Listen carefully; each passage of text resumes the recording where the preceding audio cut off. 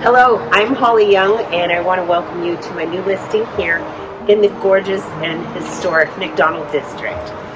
This property is located at 1505 13th Street, actually on the corner of both 13th and Spring Street.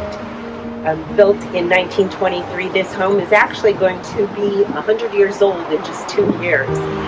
And it is a Cape Cod colonial style home with 3 bedrooms, 3 baths, over 3,000 square feet, an additional unit and a built-in swimming pool, as well as a beautiful garden room. So that's enough said. I've got a beautiful video to follow, and I invite you to come take a look at this beautiful home that comes on the market this Friday, September 3rd.